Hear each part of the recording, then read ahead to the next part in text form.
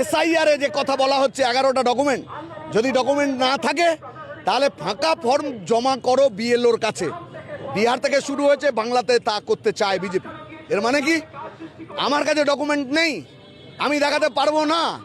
যে মুহূর্তে আমি এটা গভর্নমেন্টকে জানিয়ে দেব, তাহলে গভর্নমেন্টের কাছে আপনি বেনাগরিক।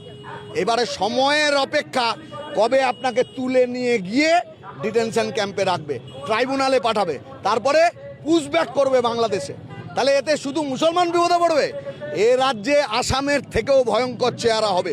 আসামের ডিটেনশন ক্যাম্পে 100 জন যদি গ্রেপ্তার থাকে, তার মধ্যে 20 জন যদি ধর্মে মুসলমান হয়, তাহলে 80 জন হচ্ছে হিন্দু। তাহলে এখানে করলে এক জিনিস হবে, ভয়ঙ্কর চেহারা। তাহলে কেন করছে? আমি প্রথমেই বলছি, বিজেপি জানে তারা পশ্চিমবাংলায় গভর্নমেন্টে আসবে না। বিজেপি যদি 26-এর ভোটে সরকার করতে চাওয়ার জন্য লড়তো, তাহলে কয়েক মাস আগে নিজের গায়ে বাংলা বিদ্বেষী তকমা লাগাতো না।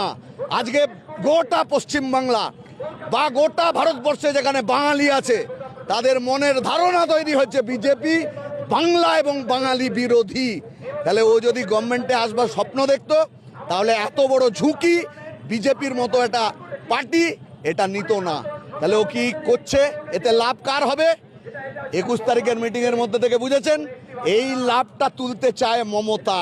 তার ফলে বিজেপির প্রজেক্ট হচ্ছে মমতাকে গভর্নমেন্টে রাখা, আর বিরোধিতার জায়গা যাতে বাম কংগ্রেস ইত্যাদি না থাকে, সেইখানটা বিজেপির রাখা। তাহলে প্রাণ কার যাবে? প্রাণ যাবে গরিব মানুষের, প্রধানত কায়িক শ্রম দেওয়া গরিব মানুষ। সে মুসলমান হতে পারে, উদ্বাস্তু হতে পারে, তপস্বী জাতি উপজাতি, আদিবাসী হতে পারে, প্রান্তিক মানুষ, তারা বিপদাপন্ন হবে। তাহলে এর থেকে বেরোনোর রাস্তা কি? আমরা এমনিতেই অনেক কষ্টে আছি, যন্ত্রণায় আছি, চাকরি নেই, মজুরি নেই, জমি নেই, জিনিসপত্রের দাম বাড়ছে, কাজ নেই, শিক্ষা লাটে উঠে গিয়েছে, খুন হচ্ছে, ধর্ষণ হচ্ছে, চুরি হচ্ছে, জোচ্চুরি হচ্ছে, দুর্নীতি হচ্ছে। এর সঙ্গে আপনার মাথাতে ঢুকিয়ে দেওয়া হচ্ছে কাগজ খুঁজে বেড়াও, কাগজ খুঁজে বেড়াও। আর এরপরে বিজেপি ভোটের আগে বলবে, তুমি হিন্দু হলে আমাকে ভোট দাও, আমি তোমায় রক্ষা করব, বিপদে ফেলে জলের মধ্যে ফেলে দিয়ে। আর মুসলমানের কাছে বা এই প্রান্তিক মানুষ যারা আক্রান্ত হচ্ছে বিজেপির দ্বারা, মমতা গিয়ে বলবে আমার হাতে গভর্নমেন্ট আছে, তোমাকে আমরা সাহায্য করব।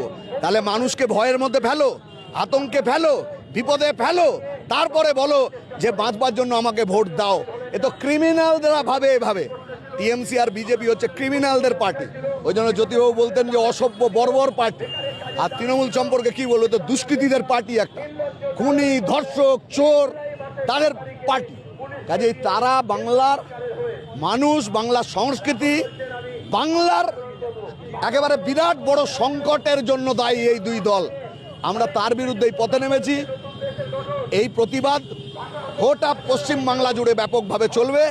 দুজনের যৌথ প্রজেক্টে মানুষ যে ক্ষতিগ্রস্ত হচ্ছে, বিপদে পড়ছে, তার থেকে পরিত্রাণ মানে এই দুটোর বিরুদ্ধে মানুষকে তাদের মুখোশ খুলে দিতে হবে আর ওদেরকেই সরাতে হবে, তা নইলে মানুষের পরিত্রাণ নেই।